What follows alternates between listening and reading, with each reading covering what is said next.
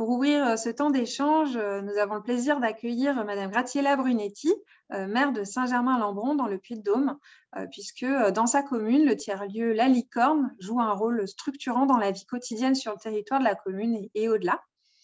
Ce tiers-lieu compte plus de 1000 adhérents. Il a ouvert en 2007 et il a été labellisé Fabrique de territoire début 2020, faisant ainsi partie des 30 premières fabriques de territoire en milieu rural.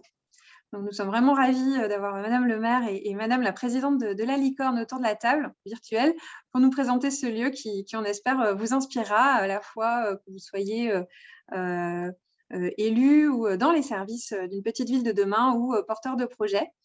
Avant de vous passer la parole, mesdames, on vous propose de découvrir le projet en images, si la technologie est avec nous.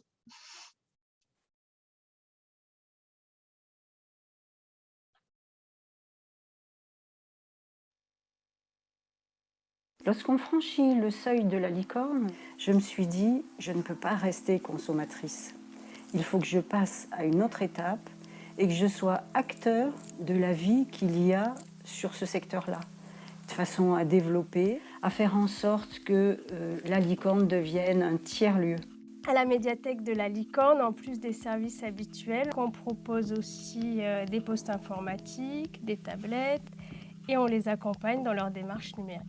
Notre médiathèque est ouverte 7 jours sur 7 et notre rayon d'action est sur 40 communes. Tout à chacun a la chance de pouvoir profiter des permanences de nos partenaires sociaux afin de conseiller, d'orienter. La Licorne est une structure qui s'implique et encourage une démarche citoyenne responsable à travers des projets collectifs, compostage partagé, jardinage participatif, aussi des ateliers pratiques et des animations de sensibilisation à la nature et à l'environnement. Dans la programmation culturelle, nous proposons une offre variée, allant des concerts aux conférences, aux expositions, avec 4 expositions par an, et aussi une offre d'activités culturelles de toutes sortes hebdomadaires, pas loin de 30 activités chaque semaine.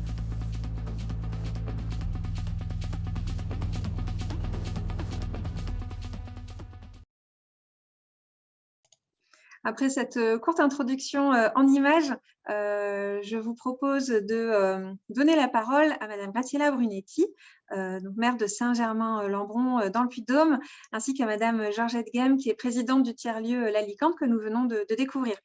Madame le maire, si ça vous convient, je vous laisse la parole pour toutes les deux pour 10-15 minutes pour nous présenter le projet et votre retour d'expérience. Merci beaucoup. Georgette, le micro. Non, Georgette, on ne t'entend pas. Georgette, votre micro. Voilà. Ça nous arrive à tous au moins une fois. D'accord. Vas-y, Georgette. Merci. Bonjour à tous. Donc, c'est moi qui vais commencer. Je pense que le petit film que vous venez de voir résume parfaitement ce qu'est La Licorne. En fait, La Licorne est une association qui a été créée en 2006 par un groupe de jeunes mamans qui souhaitaient donner une prédominance, disons, au culturel. Alors, dans le sens culturel, c'était plus des pratiques et des activités culturelles pour sensibiliser la famille essentiellement. Et petit à petit, ce qu'on voit dans le film, il y a eu une évolution en se disant que sur un territoire, il fallait favoriser le vivre ensemble et que ce soit à la portée de tous et qu'il n'y ait pas d'élitisme entre autres. Dans la partie culturelle est quelquefois vue comme accessible simplement à une élite. Et l'objectif, c'était d'aller vers la famille et également des temps de partage. Et ce qui nous a ouvert aussi sur le territoire aux écoles, notamment par toutes les expositions, et puis de l'événementiel vraiment visé pour un public à la fois jeune, à la fois adulte et à la fois handicapé, puisque sur le territoire, nous avons aussi des centres de handicap qui fait qu'il fallait se tourner vers une population très large. Et on s'est rendu compte aussi que devenir tiers-lieu, ce n'était pas rester dans un domaine de prédominance culturelle, c'était aussi, comme le dit si bien le film, c'était pouvoir devenir éco-citoyen, faire vivre son territoire, ne pas s'enfermer ne pas s'enfermer en tant que groupe de démarrage et ne pas s'enfermer sur un territoire donné, s'élargir. Donc, nous avons élargi le fonctionnement vers de l'éco-citoyen et surtout aussi devenu un espace de vie sociale, ouvert, donc faire de l'intégration sociale, ne pas rejeter qui que ce soit. Et petit à petit, la pandémie ayant mis en évidence le fait que l'inclusion numérique était quelque chose à mettre en place. Nous avions déjà commencé et on est allé plus loin dans le sens où il était important, même pendant la pandémie, de pouvoir dépanner, contrôler et aider toute la population qui justement ne pouvait pas communiquer. Alors, un gros point important pour parler du tiers-lieu culturel et de la manière dont il a été monté, c'est l'implication de la commune, c'est-à-dire trouver un lieu et avoir l'accord de pouvoir ouvrir à tous les habitants.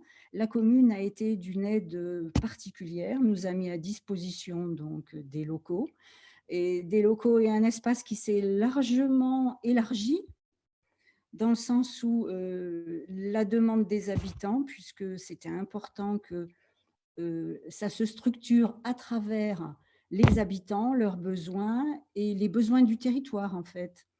Et cet espace est devenu un espace important en surface, plus de 400-500 mètres carrés.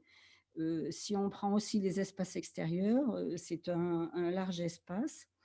Et la commune est allée aussi plus loin du fait qu'on s'est rendu compte que une médiathèque dans le lieu, dans le tiers-lieu, était quelque chose de à la fois structurant et était aussi un appel à une tranche de population qui ne serait pas venue, qui n'aurait pas poussé la porte. Même si pour certains, pousser la porte d'une médiathèque n'est pas toujours évident. Et on s'est rendu compte qu'il était important sur toutes les pratiques culturelles et sur toutes les pratiques que nous mettions en place, c'est pouvoir faire de l'initiation. C'était pas faire, comment dire, faire une intervention comment dire, professionnelle en tant que telle, c'était surtout initier à. Et la médiathèque est arrivée et a été quelque chose de très important. C'était un autre saut, après tous les petits sauts de puce, un autre saut. Et là, on a eu le portage de cette médiathèque par la commune. En fait, la médiathèque était communale et la commune nous a confié la gestion de cette médiathèque.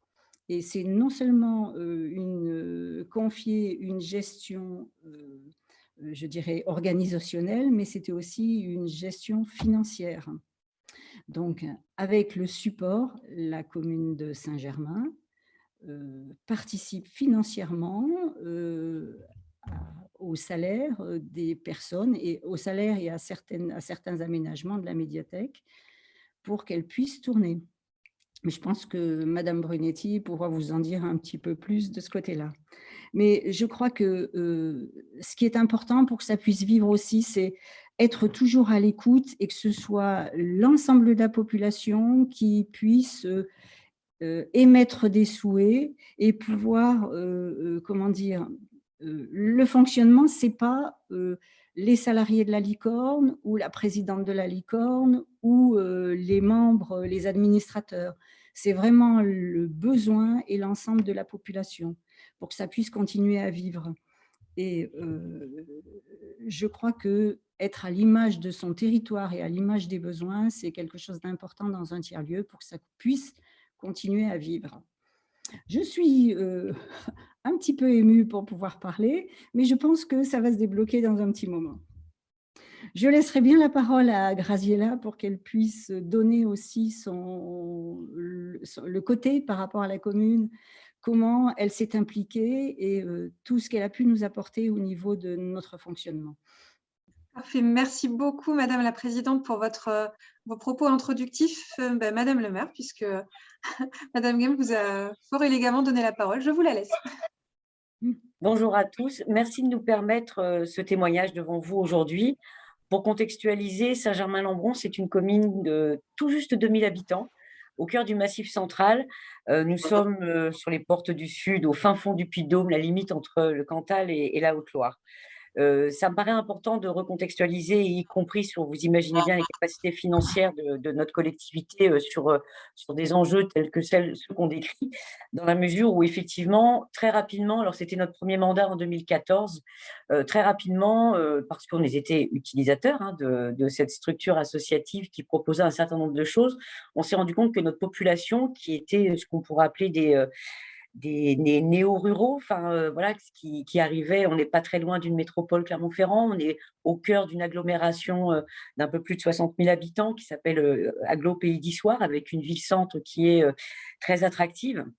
On s'est aperçu que nos populations avaient des besoins d'un endroit, comme beaucoup d'entre nous, quelque chose entre le travail et la maison qui nous permettent de faire un certain nombre de choses.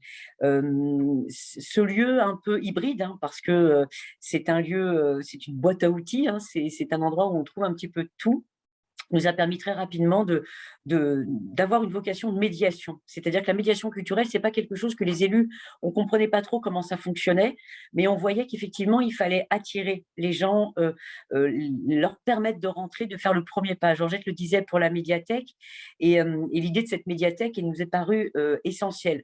Alors aussi parce que jusqu'à présent, nous étions desservis par des services type bibliobus, etc.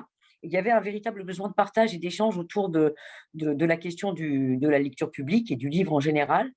Et effectivement, ça peut paraître un petit peu ambitieux pour une collectivité comme la nôtre d'avoir à financer la réalisation d'une médiathèque. Mais de toutes les expériences qu'on avait eues, on s'était aperçu qu'effectivement, ce qui nous paraissait être les prémices d'un tiers-lieu, mais on voyait ce que c'était, mais on ne comprenait pas, on ne mettait pas de mots derrière le tiers-lieu. Pour nous, c'était un endroit où effectivement, on se retrouvait à travers plein d'éléments. Très rapidement, donc la médiathèque a vu le jour. Et l'une des clés de cette réussite, puisque Georgette est très humble, mais elle a oublié de dire que sur la petite commune dont je vous ai précisé le nombre d'habitants, c'est à peu près 20 000 passages par an qu'on retrouve dans ce lieu-là. Et souvent, on nous a dit, puisqu'on apporte un certain nombre de services, qu'on pouvait être une maison de service, qu'on pouvait être maison France Service, je ne sais plus le label, etc. Ce qui nous a très rapidement distingué de ces genres de structures indispensables, certainement en milieu rural, c'était de se dire, et Georgette le dit au début de la vidéo, quand on rentre dans un lieu comme ça, on ne vient pas prendre, on vient apprendre et apporter quelque chose. Et cette interaction qui se passe là, ça nous a encouragés à développer ce que nous, on appelle la sérendipité. On arrive sur quelque chose et puis on en trouve une autre.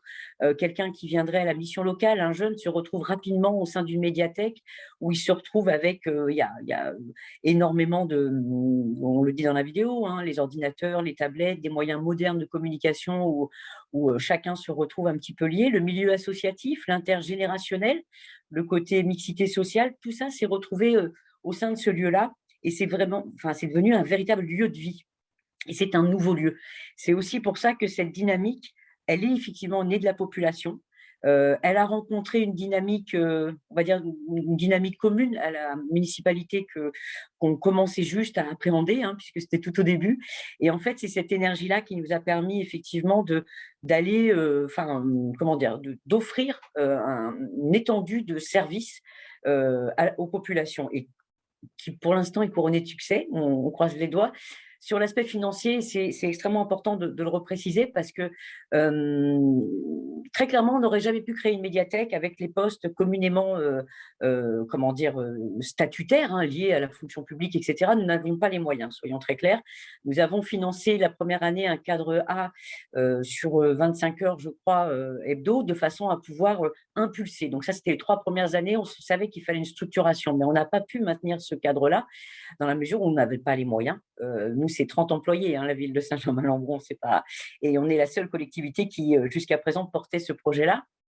Et donc, du coup, on a signé un partenariat avec la Licorne, l'association, de façon à ce qu'elle porte, donc ce sont des délégations, et je le précise parce que comment dire, la construction financière et la pérennité de ces actions-là, souvent on s'appuie sur le monde associatif, mais le monde associatif passe une partie de son année, alors pour lui civile, alors que nous budgétaires, on n'a pas déjà la même temporalité, à aller à la quête de subventions. Et c'est très compliqué. Aujourd'hui, on ne donne pas, nous, à travers la signature de cette convention, on donne à voir, on donne à se projeter, à créer, à innover, parfois à tester, à se tromper, mais à revenir. Et c'est cette assurance financière, cette capacité que nous, on a décidé d'employer, puisque on pense qu'on n'a que les moyens que l'on se donne pour faire les choses. Donc, c'est une ambition, et c'est une ambition qui retrouve tous les critères, on va dire, des missions de service que les collectivités doivent porter, hein. La vocation sociale, on l'a dit, intergénérationnelle, celle du savoir, les expositions. Vous seriez étonné de voir autant de personnes avec des profils si différents se promener dans nos soit expositions, et puis passer chercher un livre ou un CD, et puis profiter d'une terrasse, etc. On est aussi un lieu, on a profité, je sais que ça fait grincer pas mal de dents, mais la capacité qu'on a d'ouvrir 7 jours sur 7, alors ça peut paraître très étonnant, mais on se dit qu'une société, aujourd'hui, on pourrait être vent debout contre des supermarchés ouverts le dimanche matin, et pourtant tout le monde y est. Nous, on s'est dit que c'était un moment où, si on voulait accueillir les familles, eh ben, il fallait qu'on soit là quand les familles avaient besoin. On est sur un territoire, on vous l'a dit, rural, entouré de plein de petites communes qui, le dimanche matin, tantôt passent chercher leur pain, leur journal, et s'arrêtent soit sur un club d'œnologie, soit sur un atelier qui peut être, je sais qu'on a reçu les Amis du monde diplomatique, enfin voilà, on a des thématiques comme ça, ce qui fait que c'est un service public qui fonctionne quand les gens en ont besoin. L'été, on organise, et je n'ai pas trop de honte à dire on, hein, c'est surtout elle qui organise, mais on participe beaucoup à ce qu'on appelle des quartiers d'été, où effectivement, jusqu'à 22h, aller à un bistrot, écouter un concert, c'est une chose, trouver un livre, s'asseoir sur la terrasse et avoir soit effectivement une animation musicale, soit ce genre de choses, est un lieu de rencontre. Donc je pense que les collectivités ont un rôle à jouer dans le soutien à moyen ou long terme. Je ne peux être que, particulièrement honorée aujourd'hui d'être devant vous, parce que, au-delà de ce label Fabrique de territoire, hein, la ville de Saint-Germain a aussi, avec l'Agglo Pays d'Issoire, hein, qui est un partenaire essentiel aussi maintenant, puisque nous sommes tout jeunes sur cet agglo, on vient d'obtenir également la reconnaissance de la petite ville de demain, comme 5 autres bourses structurantes sur cet agglo qui compte 88 communes. Il faut imaginer que ça va des communes de 50 habitants à la plus grosse qui en a 17 000. Et donc, ces 5 bourses structurantes, c'est un exercice de diction, ont obtenu ce label de façon conjointe, parce qu'effectivement, on a besoin, ces dynamiques-là existent sur les territoires ruraux, pouvoir apporter des services publics au cœur des associations, créer ces fameux tiers-lieux, nous permettre d'essaimer sur le territoire, de pouvoir planter des petites graines et de mailler notre territoire, nous paraissent une solution pour le bien vivre ensemble sur nos communes. Aujourd'hui, nous ne sommes pas une ville dortoir. Nous avons aussi obtenu le label de la ville la plus sportive du département du Puy-de-Dôme à une époque, c'était il y a 2 ans. On a plus d'adhérents dans nos associations que l'on en a de population dans nos communes. Et ce que nous apprend aussi la pandémie, au-delà de la rupture de lien social, je n'ai pas besoin de le dire, on en a vu les catastrophes et on va encore les mesurer dans les prochains mois, sociales, mais aussi psychologiques, etc., c'est que ces lieux-là sont indispensables et participent à ça, à ce vivre ensemble. Et c'est une déclinaison réelle. C'est quasiment, on aurait pu appeler ça un conseil de vie citoyen. Amener un service public, c'est pas amener une association à l'intérieur d'une médiathèque, faire un club tricot et on dit ça y est, j'ai un tiers-lieu. C'est pas ça. C'est d'abord une construction, c'est d'abord des gens qui s'organisent sur des thématiques et une commune qui apporte effectivement, qui encourage, qui soutient. Et c'est un petit peu ça la réussite. Et je pense qu'on a encore de belles années devant nous. Je suis un peu comme Georgette, un peu désolée, on prend rarement la parole devant autant de nombres. Je viens de regarder, j'ai vu 160 personnes. On n'a jamais fait de réunion publique à 160 personnes chez nous.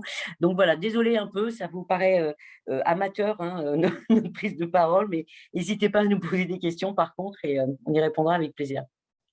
Merci Merci. infiniment à toutes les deux. J'ai le regret de vous contredire, mais je ne pense pas que ça fasse amateur du tout. Et l'enthousiasme des commentaires et des questions montre bien tout l'intérêt que votre projet suscite. Donc, on a un petit satisfecit. Je pense qu'on vous a bien choisi. Et merci encore d'avoir accepté de témoigner ce matin, même si on sait bien que intervenir devant 160 participants par webinaire n'est pas un exercice quotidien ni évident. Donc, merci infiniment de jouer ce jeu et avec beaucoup de sincérité et d'enthousiasme. Alors, du coup, on a eu plein de questions. Alors, moi, je m'excuse parce que j'ai une espèce de lumière un peu étrange, donc bon, c'est comme ça, c'est le printemps. Il y a eu beaucoup de questions. Je vous propose de faire en 2 vagues qui s'adressent vraiment à vous avant de passer la parole à notre collègue des fabriques de territoire, puisque c'est une des questions. Oui, la licorne est bien labellisée fabrique de territoire, comme rapidement dit en introduction, et reviendra sur ce beau programme en deuxième partie de webinaire. Alors, il y avait toute une première série de questions que je vous propose d'adresser en premier, très précises, enfin en tout cas des questions vraiment pour bien comprendre votre modèle. Vous en avez dit quelques mots à Madame le maire sur le fait qu'il y a un partenariat qui vous lie avec l'association La Licorne. Donc, on a des questions sur mais quelle forme juridique prend ce partenariat, et puis beaucoup de questions qui tournent autour du modèle de financement, du modèle économique. Vous l'avez dit aussi de manière un petit peu allusive en disant que c'est un enjeu y compris quand on s'appuie sur une association, d'avoir un modèle économique. Est-ce que, voilà, quel est, si ce n'est pas trop vous en demander, quel est le budget annuel global, par exemple, pour l'association La Licorne? Est-ce que vous bénéficiez de financement de l'État? Dans cette activité d'animation, vous avez évoqué un cadre A pendant les 3 premières années. Aujourd'hui, qu'est-ce que ça représente comme implication en termes de salariés, en termes de bénévoles? Voilà, premier petit paquet de questions. Peut-être je vous laisse y répondre avant de vous poser la deuxième série qui est plus sur des sujets d'ouverture ou de perception. Je pense qu'on va le faire à 2 voix, Georgette, parce que alors la construction au départ, c'était tout simplement une subvention municipale. Sauf à bien y regarder de plus près, cette subvention d'abord était annuelle. Je rappelle un truc très simple, c'est qu'on n'a pas la même temporalité sur les budgets. Les associations ont un budget de janvier à décembre, les collectivités, le temps qu'on se mette en place, on est rarement avant avril. On avait toujours un espèce de décalage qui mettait en difficulté financière l'association. Et puis, une autre nécessité, enfin, une autre réalité juridique, c'est aussi que la Licorne, donc cette association, porte en notre nom des missions de service public.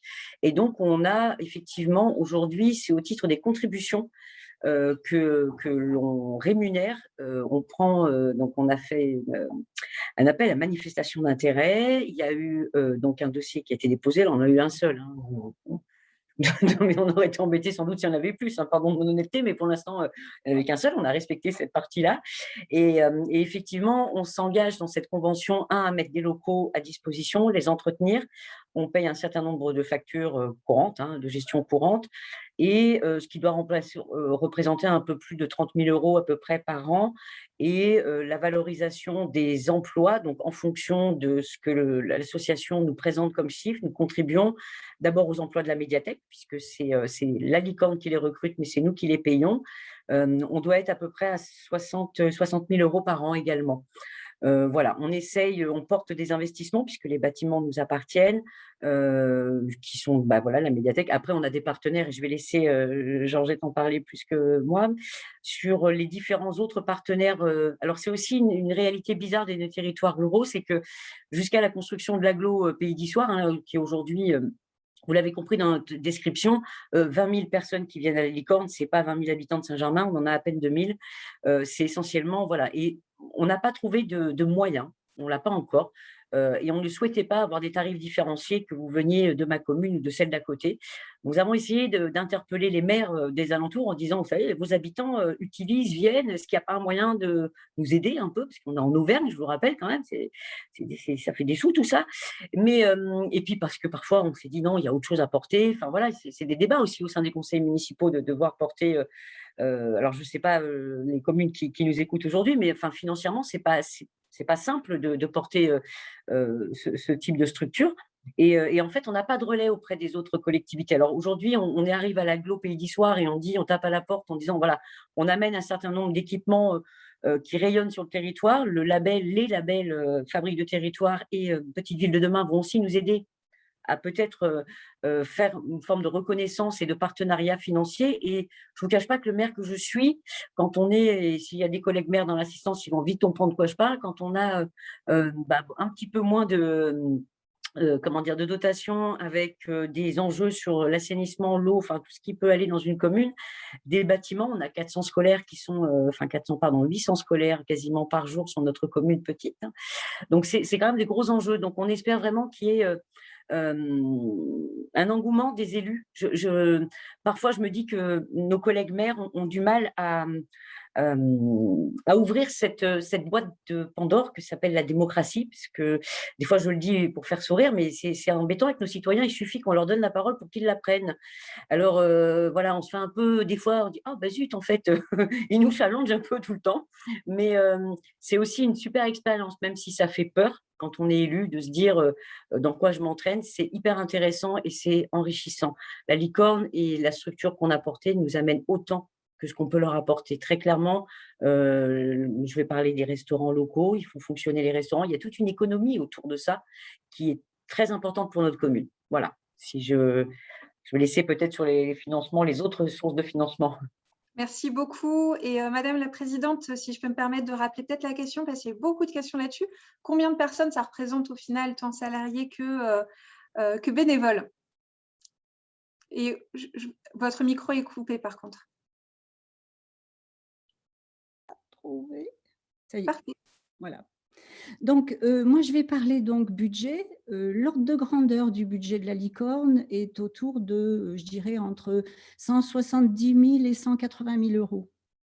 Alors, pour pouvoir expliquer ce budget-là, si je dois décomposer, nous avons 4 salariés en CDI qui sont à 26 heures par semaine.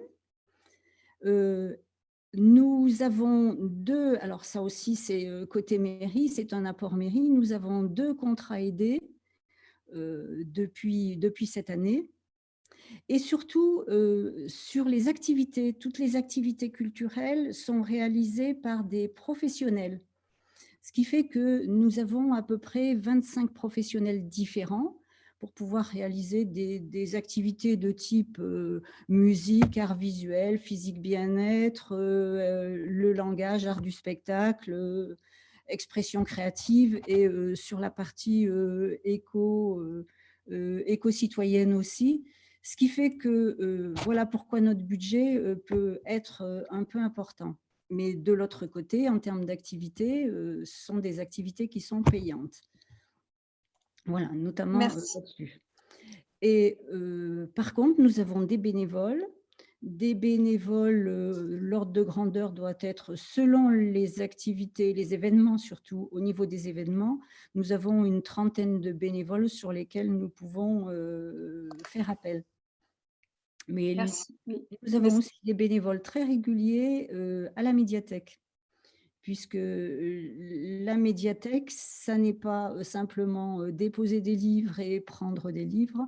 Il y a, les médiathécaires ont un rôle d'animation au niveau de la médiathèque, l'animation autour du livre, autour de l'enfant et le livre. Nous organisons aussi une semaine du livre jeunesse, ce qui fait qu'il faut qu'ils soient aussi disponibles et pas forcément être ceux qui rangent les livres. Hein, c'est pouvoir aussi choisir les ouvrages et les ouvrages en fonction du territoire et des demandes de ce qui peut émerger. Merci, merci beaucoup. C'est vrai, comme ça a été évoqué, hein, c'est la richesse des activités qui sont proposées et l'ouverture 7 jours sur 7 et à un si large public. On voit bien ce que ça suppose de mobilisation tant salariés que bénévoles.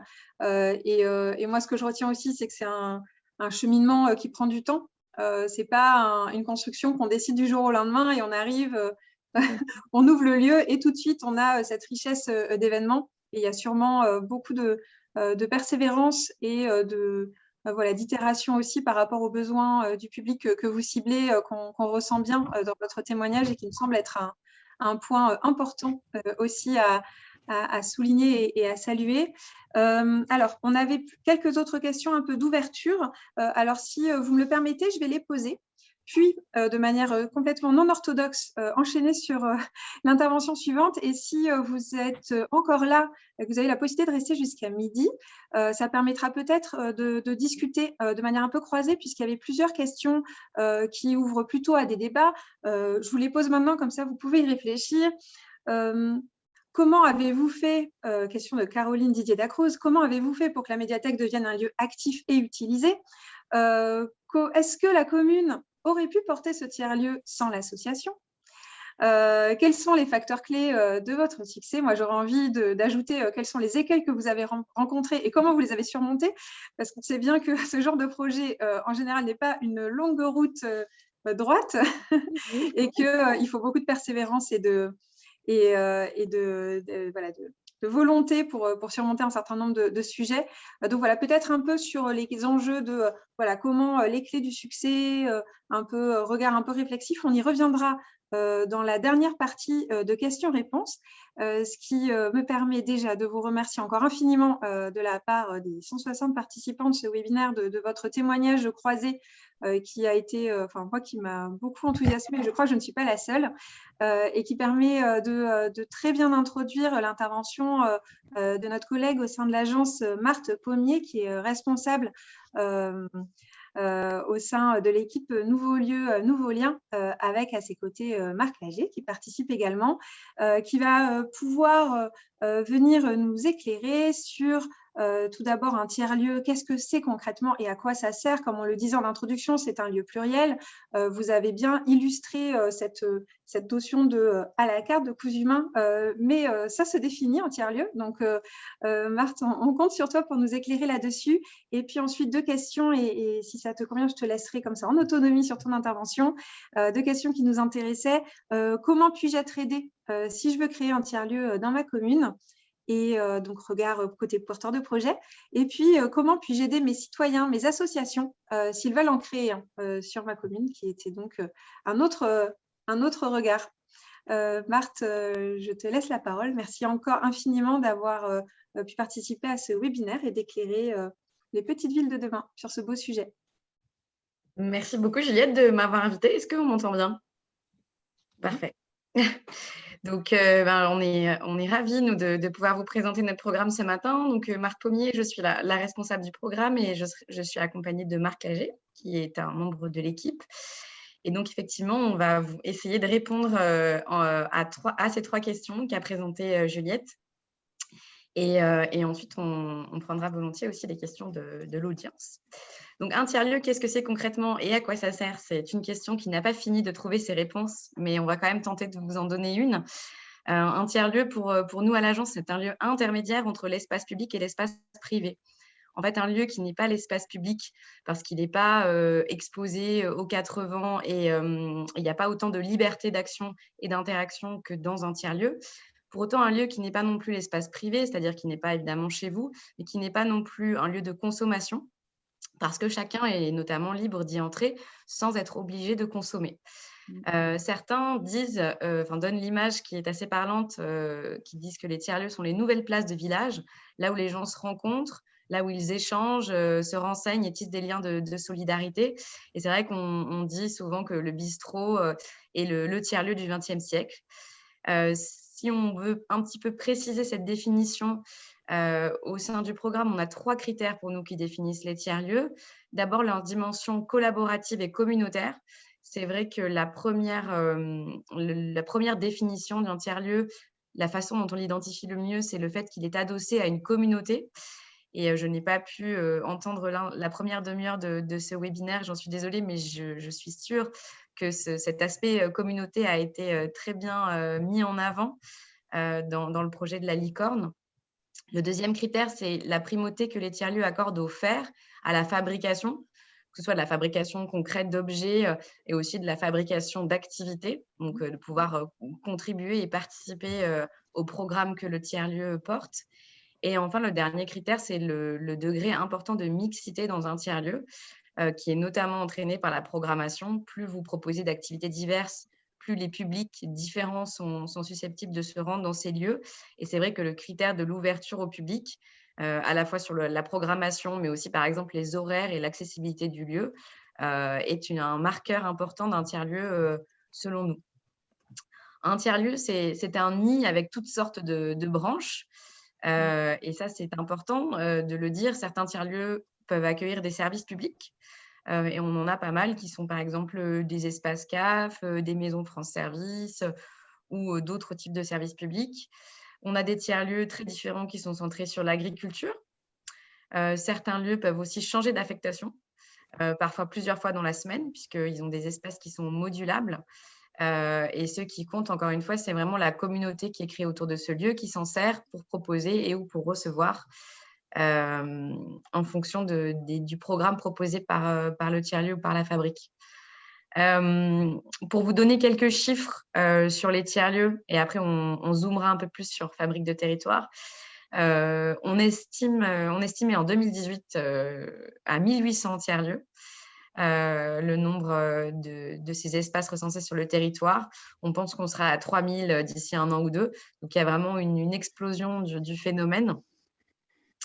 Et ces chiffres, vous pouvez les retrouver dans un rapport de la Fondation Travailler Autrement, qui est en fait le rapport de l'association France Tiers-Lieux, qui est notre partenaire principal avec lequel on travaille au niveau du programme. Et dans ce rapport, il y a aussi un chiffre qui est intéressant, qui vous intéressera, c'est que près de la moitié de ces lieux se trouvent en dehors des 22 métropoles. Donc, on a un vrai phénomène dans la création et le développement de tiers-lieux dans les villes moyennes, les petites villes et les zones rurales. Je vais passer la parole à Marc pour vous présenter plus précisément les chiffres pour les fabriques de territoire. Et on vous donnera aussi des exemples.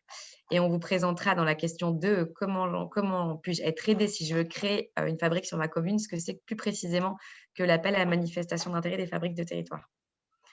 Vas-y Marc. Merci. Alors d'abord, qu'est-ce que c'est qu'une fabrique de territoire? C'est d'abord un tiers-lieu, comme la médiathèque de Saint-Germain-Lambron, et c'est aussi un tiers-lieu qui vient en appui au développement d'autres tiers-lieux et d'autres structures qui vont respecter les mêmes démarches. Le programme permet de soutenir 300 projets d'ici la fin de l'année, avec un financement de 50 000 € par an pendant 3 ans pour recruter des personnes qui sont en capacité d'animer ces dynamiques et de les partager sur un territoire aussi étendu que possible. Donc, cette notion de rayonnement territorial est importante. C'est une des raisons pour lesquelles le projet de Saint-Germain-Lambron a été retenu. Il rayonne à l'échelle d'une grande intercommunalité. Sur ces 218 fabriques labellisées à ce jour, il est important de noter qu'on a à peu près 2/3 de structures portées par des associations. C'est le cas aujourd'hui. Mais le dernier tiers est composé pour moitié de collectivités territoriales, communes ou intercommunalités, et pour moitié d'entreprises, et notamment des entreprises qui relèvent du monde de l'économie sociale et solidaire. Pour terminer cette très rapide présentation, on note une très grande diversité des activités initiales exercées par les porteurs de projets. Évidemment, on a tout ce qui concerne le secteur associatif, mais on a aussi des gens qui sont dans le domaine de l'animation, dans le domaine de la culture, dans le domaine du développement durable, dans le domaine des circuits courts. Et cette grande diversité, eh bien, elle peut être partagée au sein des réseaux de fabriques et de tiers-lieux qui sont mis en place au niveau national. Et pour compléter, on voulait vous citer 2 fabriques de territoire qui sont situées dans des communes petites villes de demain, qui sont peut-être en train de nous écouter d'ailleurs. Et pour illustrer un peu notre propos, on a la fabrique Simone à Châteauvillain dans la Haute-Marne, qui existe depuis 2015 et qui rassemble des habitants et des artistes autour de 3 champs d'action. Donc, il y a le champ artistique et culturel, les services aux habitants et l'expérimentation économique et sociale. L'expérimentation est aussi un axe fort qu'on retrouve dans beaucoup de tiers-lieux, l'idée qu'on ouvre un lieu dans lequel on peut tester des idées et des projets. Et elle est située dans une ancienne usine de bottes, ce qui est aussi une autre caractéristique qu'on retrouve dans les fabriques de territoire et dans les tiers-lieux, qui récupèrent et reconvertissent des lieux laissés en friche pour en faire des lieux de vie. On a aussi la commune de Lorme, dans la Nièvre, où plusieurs associations et artisans se sont installés sur les dernières années avec la volonté de développer une manufacture sociale et solidaire. Donc là, c'est un autre exemple très différent, où du coup, ce sont au départ des travailleurs qui se sont réunis pour pouvoir vivre de son travail dans le monde rural. Et ensuite, ils ont créé un lieu dans lequel on peut se rendre pour beaucoup d'autres activités, découvrir ce qu'ils font, boire un café, échanger, tenir des espaces de travail, etc. Donc voilà pour illustrer rapidement par quelques exemples. La question 2 qui était: comment puis-je être aidée si je veux créer une fabrique de territoire dans ma commune? Donc évidemment, en candidatant à l'appel à manifestation d'intérêt fabrique de territoire, que vous trouvez sur le lien qu'on va vous mettre dans le chat. Quels sont les critères de sélection?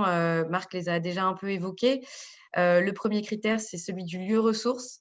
C'est très important pour nous que le tiers-lieu, et la licorne l'a bien montré, puisse être ressource pour d'autres projets et d'autres territoires, et être inspirant et être, le cas échéant, en capacité d'accompagner ou à minima de répondre aux questions et d'orienter les projets de tiers-lieux autour.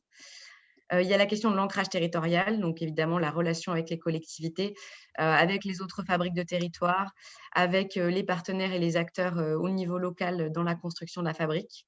Il y a le critère de la gouvernance partagée, où on incite beaucoup les fabriques à avoir une gouvernance la plus ouverte possible, au-delà du modèle associatif avec le conseil d'administration et le bureau, avec des ateliers conduits par les participants du lieu, par les habitants. On essaye beaucoup d'inciter à ce type de pratique. Il y a la question du modèle économique, puisque donc la subvention est de 50 000 € par an pendant 3 ans, et on attend des projets qui proposent d'autres financements que le seul financement de l'appel à manifestation d'intérêt, et aussi qu'ils se projettent au-delà des 3 ans. Et on a aussi le critère de l'animation du lieu, puisqu'on conseille fortement aux candidats de flécher les 50 000 € sur le recrutement d'un animateur ou d'une animatrice, puisqu'on a bien vu l'importance d'avoir quelqu'un qui incarne et qui fait ce travail-là au quotidien pour faire vivre la fabrique de territoire. Pour toute question, vous pouvez nous joindre donc à l'adresse générique qu'on a créée, nouveau lien au pluriel @anct.gouv.fr. Vous pouvez aussi vous adresser à votre préfecture de département et à votre préfecture de région, notamment au secrétariat général pour les affaires régionales, qui soutiennent et accompagnent parfois les candidatures, et soutiennent aussi des initiatives en dehors de l'appel à manifestation d'intérêt, puisque nous, on finance des fabriques de territoire, mais vous l'avez vu dans la définition, un tiers-lieu peut aller bien au-delà de la définition et des critères d'une fabrique. Donc, il y a aussi des financements locaux pour des tiers-lieux. Et les autres communes déjà labellisées peuvent aussi vous aider à créer votre fabrique de territoire ou votre tiers-lieu. C'est un réseau c'est toujours utile de discuter avec des pairs comme on le fait tout de suite pour avoir une idée de la façon dont vous pouvez répondre à l'appel à la manifestation d'intérêt et les conditions de naissance et de développement d'un tiers-lieu. La troisième question, c'était comment puis-je aider mes citoyens s'ils veulent créer un tiers-lieu? Donc là, la ressource la plus efficace, c'est vraiment l'association France Tiers-Lieux, qui a pour mission notamment d'accompagner les porteurs de projets. Et vous trouverez sur leur site non seulement le contact, mais aussi tout un tas de ressources qui peuvent répondre à de premières questions pour les futurs porteurs de projets. Il y a aussi dans beaucoup de régions des réseaux régionaux qui ont pour mission principale d'accompagner l'éclosion et le développement des projets. Et une autre façon d'aider les citoyens, les associations dans la création d'un tiers-lieu, c'est vraiment ça paraît assez évident, mais c'est toujours bien de le rappeler, c'est vraiment de faire le lien avec eux et de les aider dans la composition de la communauté qui va porter le tiers-lieu et la définition des besoins pour les croiser avec les besoins d'aménagement de votre territoire. Le tiers-lieu peut vraiment être un outil d'aménagement et de déploiement de vos politiques publiques locales. Et du coup, le lien immédiat au moment de la création entre votre collectivité et le collectif qui va créer le tiers-lieu peut vraiment va vraiment contribuer à faire que ce tiers-lieu soit utile pour vos habitants. Merci beaucoup à tous les deux pour ces éléments, ces nombreux éléments de réponse. Donc, comme vous l'avez vu tout au long de l'intervention de Marthe Pommier et Marc Lager, des liens vous ont été indiqués dans le chat. Vous aurez, comme je le disais en introduction, le replay de cette rencontre sur la chaîne YouTube de Petite Ville de Demain, ainsi que la liste des ressources et des éléments clés qui vous auront été donnés pour que vous puissiez les retrouver. Donc, comme promis, nous vous proposons maintenant 10 petites minutes pour prendre les questions que vous avez bien voulu adresser. Donc, on avait une première liste de questionnements ou d'interpellations qui étaient liées à l'exemple de la licorne à Saint-Germain-Lembron, mais qui, à mon avis, ont une portée qui peut assez facilement s'élargir à tout tiers-lieu. Et puis, on a deux nouvelles questions. Donc, je vais juste rappeler et vous proposer ensuite de prendre ces réponses. Donc, il y avait des questions un peu de réflexion d'ordre général sur l'exemple de la licorne. Comment avez-vous fait pour que ça devienne un lieu actif et utilisé? Donc, ça suppose la fidélisation de votre public et l'ouverture à d'autres. Vous avez donné quelques éléments de réponse dans vos interventions, mesdames, mais je pense que ça serait intéressant que vous puissiez donner votre avis sur cette question-là particulièrement, et donc en lien, quels sont les facteurs de ce succès.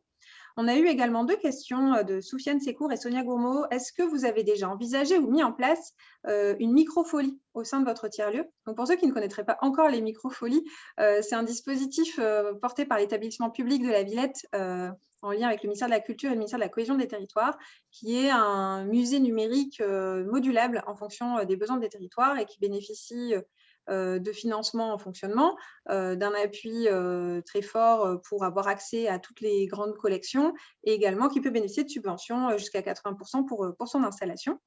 Donc voilà, donc je ne sais pas si la question de la microfolie dans le tiers-lieu de la licorne s'est déjà posée, mais en tout cas, il y a eu deux questions sur le sujet, donc ça sera très intéressant de vous entendre.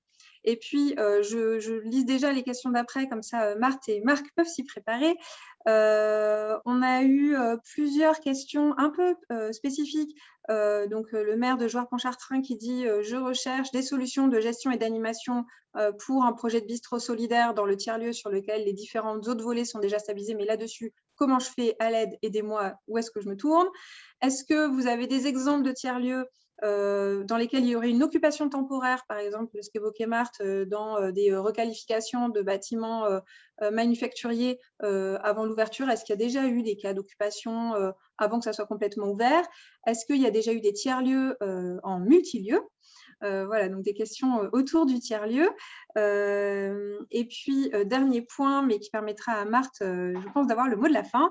Quel soutien on peut avoir très concrètement pour qu'est-ce que je peux avoir? Je suis une commune petite ville de demain. Comment je fais si je veux en ouvrir une, et comment vous pouvez m'aider? Voilà, en très résumé, et j'espère ne pas en avoir trop oublié, les questions que j'avais notées.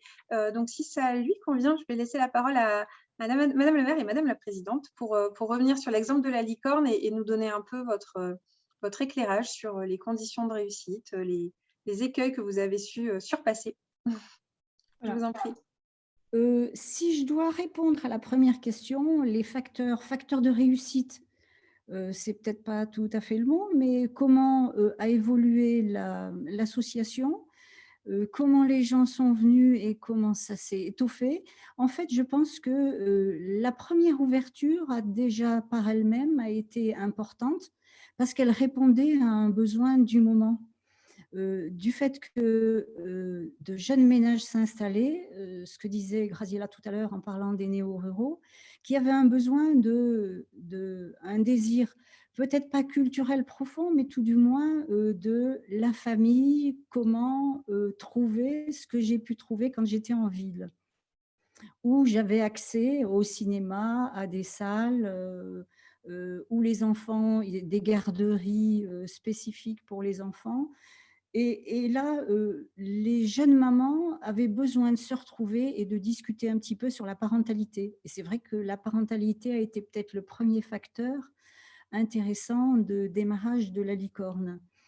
Et le succès, le bouche à oreille, c'est vrai que sur une commune de 2000 habitants, disons, les gens se connaissent, on parle, les commerçants, on les connaît, tout le monde se retrouve chez les commerçants.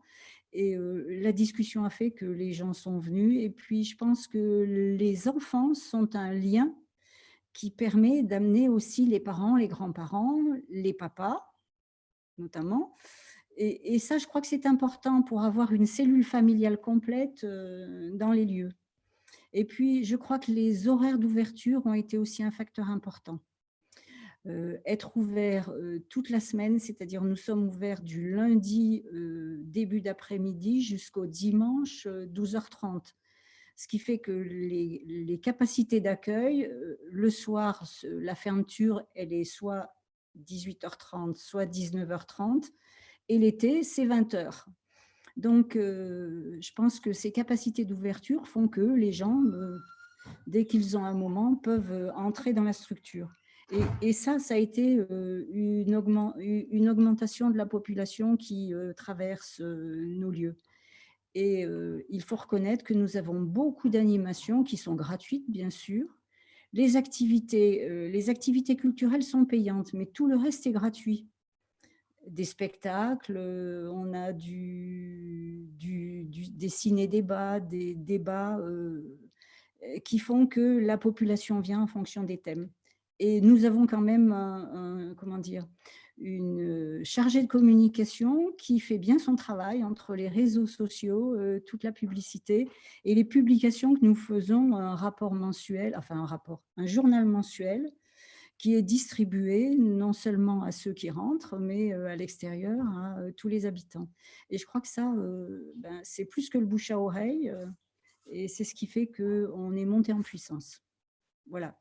Bravo, en tout cas, effectivement, ce qu'on évoquait et ce sur quoi insistait Madame le maire, et j'espère qu'elle ne m'en voudra pas de la paraphraser, c'était l'enjeu, effectivement, d'être très à l'écoute de ces publics au sens divers, et c'est bien ce qu'on entend sur cet enjeu d'horaire d'ouverture, de s'adapter a priori au public et pas aux contraintes de la structure. Et puis, je retiens aussi la notion de temps long et de se donner le temps de capitaliser, d'augmenter, etc. Puisqu'on voit bien que le bouche à oreille ne se fait pas en un jour, mais ça permet vraiment de vous installer de manière très pérenne dans le territoire et comme levier de développement. Donc, merci beaucoup. Je ne sais pas, Madame le maire, si vous souhaitiez reprendre la parole ou si je la cède à Marthe Pommier de suite. Je voulais juste attirer l'attention. Vous l'avez dit, ce n'est pas une route très tranquille. On a frôlé la catastrophe il y a à peu près 2 ans, où effectivement, on avait du mal à pérenniser les actions. Financièrement, on ne savait pas trop. Vous imaginez ça avec les enjeux électoraux en plein milieu. Enfin, il y avait plein de choses qui faisaient qu'on était un petit peu exempt. Et du coup, on a sollicité la population en disant on ne peut pas tenir, on a besoin de vous. Et là, on s'est vu dépasser, mais totalement, par une prise de conscience des gens qui nous ont encouragés à surtout continuer. Alors, c'était à la fin des contrats aidés, hein, parce qu'effectivement, on avait quand même beaucoup on avait recours à ces contrats aidés pour maintenir un certain nombre d'éléments. Et on a failli mettre la clé sous la porte. On commençait à l'envisager la mort dans l'âme. Et c'est vraiment l'appropriation par la population qui nous a reboosté, qui nous a permis de retrouver les moyens. Et c'est extrêmement intéressant et source d'une énergie terrible. C'est-à-dire que quand bien même, des fois, on se lasse parce qu'on est fatigué, parce qu'il y a des contraintes sur les collectivités, enfin voilà, je ne veux pas vous refaire le débat, mais il y a plein de choses. Nos populations, cet enjeu, cet outil qui est là, leur a permis de s'en saisir réellement. Et voilà. Et donc, tout n'est pas toujours, vous parliez d'écueil, ben voilà, c'en était un. On s'est cru un peu plus fort, et puis une législation, une réglementation vient voilà, nous fragiliser, mais notre population nous a soutenus, aidés et portés. Et c'est aussi ça, le succès, c'est des fois se faire peur un peu aussi. Merci beaucoup. En tout cas, la capacité à surmonter ces difficultés, et on est très heureux pour la licorne et pour tout le territoire du Puy-de-Dôme que vous ayez pu remonter, puis aussi que vous puissiez témoigner. Merci beaucoup encore d'avoir accepté de rentrer dans ces difficultés. Ce n'est pas toujours le plus simple à témoigner, mais je pense que c'est important que tout le monde sache que oui, dans la vie d'un projet, il y a des points, des moments difficiles, mais c'est un très beau témoignage. En tout cas, merci beaucoup. Permettez-moi juste d'inviter tous les participants à venir nous rencontrer en Auvergne. On est une destination choisie, hein, donc voilà, on est très content d'avoir en plus la reconnaissance du patrimoine de l'UNESCO. Donc n'hésitez pas, venez nous rencontrer dans nos petits territoires. Vous allez voir, on a plein de choses à surprendre et à apprendre. Je crois que l'invitation est bien entendue, et puis on s'est permis de donner vos coordonnées aux participants. Donc, on va contribuer à faire de l'Auvergne la destination de l'été 2021. Du coup, je ne sais pas, Marthe ou Marc, si vous souhaitiez réagir par rapport aux interpellations avant que je clôture malheureusement cette rencontre. Oui, bien, je vais prendre la première question concernant les solutions de gestion et l'animation d'un bistrot solidaire. On nous donneront des précisions ultérieurement dans le compte rendu si la réponse était trop courte. Alors clairement, le bistrot solidaire, c'est une partie très significative du tiers-lieu. Elle n'est pas obligatoire, mais il nous a semblé dans les retours d'expérience qu'on a eu de façon très diversifiée que si les gens ont du mal à aller vers un tiers-lieu, le fait d'avoir une pièce d'accueil qui permet de recevoir pour faire un café, pour avoir un espace de discussion et pour permettre à la personne d'être dans une sorte de sas vers les usages et les services proposés par le tiers-lieu, c'est vraiment très intéressant. Alors, on essaiera de voir sur notre structure, et on ne l'a pas mentionné aujourd'hui, c'est dommage parce que c'est une structure, comment dire, un système d'information très intéressant, c'est Movilab. Plusieurs centaines, voire milliers d'expériences sur les tiers-lieux qui sont compilées sur une plateforme, donc Movilab. J'irai voir ce qu'il y a en ce qui concerne les cafés solidaires. Et puis, bien entendu, je mentionne une des opérations qui est portée par l'Agence nationale de la cohésion des territoires, c'est l'opération 1000 cafés. Donc, il est important de voir si vous pouvez candidater à cette opération pour avoir un portage un peu particulier d'une démarche de réanimation du centre-ville avec le café et évidemment en liaison, en concertation, en articulation avec le tiers-lieu. Voilà. Merci beaucoup Marc et Marthe, je t'en prie. Une minute pour répondre aux autres questions très rapidement. Donc oui, on peut faire de l'occupation temporaire avant travaux et oui, un tiers-lieu peut être multisite. Si vous avez des questions plus précises, n'hésitez pas à nous écrire sur l'adresse générique qu'on a mis dans le chat. Et si vous sortez de ce webinaire en vous disant bon, je veux une fabrique de territoire, comment je fais? Il vous faut deux choses, il vous faut un lieu et des porteurs de projet. Et nous, on peut vous accompagner à partir de ça. Et n'hésitez pas à nous solliciter. Mais vraiment, les deux préalables, c'est ça, parce qu'on ne peut pas vous aider à chercher de lieu. Et si vous n'avez pas de communauté, ou en tout cas de personnes volontaires pour porter l'initiative de départ, ça va être compliqué parce qu'un tiers-lieu, ça ne tombe pas du ciel, ça vient de la terre, ça pousse. Et donc, il vous faut des gens, des habitants ou des personnes qui viennent de l'extérieur qui soient motivés pour faire quelque chose sur votre territoire. Voilà. Merci beaucoup Marthe. On était vraiment très heureux de faire ce décryptage de l'offre de services dans le cadre du club Petite Ville de demain. Comme vous l'aurez compris, on fait le pari dans le cadre du programme de s'appuyer sur les excellents dispositifs qui existent déjà et de vous accompagner au mieux pour vous en saisir plutôt que de réinventer des nouvelles choses à côté. Donc, merci encore infiniment à toutes les intervenantes et l'intervenant d'être venus aujourd'hui, d'avoir pu vous libérer, de nous avoir éclairé sur ce sujet passionnant. Et effectivement, on espère voir plein de tiers-lieux et de fabriques de territoire au gré des besoins, des volontés des habitants et des élus émerger dans les petites villes de demain. On espère vous avoir donné les clés pour en mettre en place si vous le souhaitez. Vous l'avez compris, le tiers-lieu, les fabriques de territoire, c'est un espace qui peut prendre autant de formes qu'il y a de territoire. C'est vraiment à façonner avec les habitants, avec les forces vives que sont les personnes qui habitent et qui font les territoires. Et puis en fonction de votre projet en tant qu'élu, Voilà, donc il y a très nombreuses ressources qui ont été mentionnées tout au long du webinaire, à la fois à l'oral, dans le chat. Donc, nous allons vous en faire une compilation que vous aurez en même temps que le replay sur notre chaîne YouTube. N'hésitez pas à vous rapprocher, comme toujours, de votre préfet de département. Si vous avez un projet, par exemple, sur les sujets de bâti, etc., c'est vraiment votre point d'entrée, le préfet de département, délégué territorial de l'Agence nationale de la cohésion des territoires, pour tout sujet sur le programme Petite Ville de demain, de manière générale. Et si vous avez des questions très spécifiques sur les enjeux de fabrique de territoire, n'hésitez pas à contacter Marthe Pommier et son équipe via le lien que vous avez donc dans le chat. Et enfin, il me reste à vous donner rendez-vous dès lundi prochain pour un nouveau décryptage du Club des Petites Villes de demain qui sera consacré au plan de relance en partenariat avec la start-up d'État Aide Territoire. Et voilà. Et puis pour finir, le Club des Petites Villes de demain est en co-construction tout au long de ce premier semestre de vie du programme. Donc, on a besoin de vous, on a besoin de vos retours pour savoir si ces formats vous intéressent, si vous en voulez plus, moins, différemment. Si vous voulez d'autres formats, on a pas mal d'idées, mais on a besoin de vous pour les tester et concevoir un club qui soit utile pour vous et vos projets. Donc, vous allez très prochainement recevoir une petite enquête dans vos boîtes mail pour aller un peu plus loin que les retours que vous nous faites déjà sur chacun de nos événements. Et merci infiniment. Donc, merci encore d'être toujours fidèles et nombreux. On retrouve quelques noms familiers. C'est toujours un grand plaisir de vous retrouver dans cette communauté, pour le moment virtuelle, mais qui grandit petit à petit. Et merci infiniment à toute la fine équipe de Petite Ville de demain qui est derrière cette organisation, et en particulier Héloïse Thibault qui organise toujours ça de main de maître. Merci infiniment et à bientôt et à lundi, j'espère en tout cas. Bonne journée.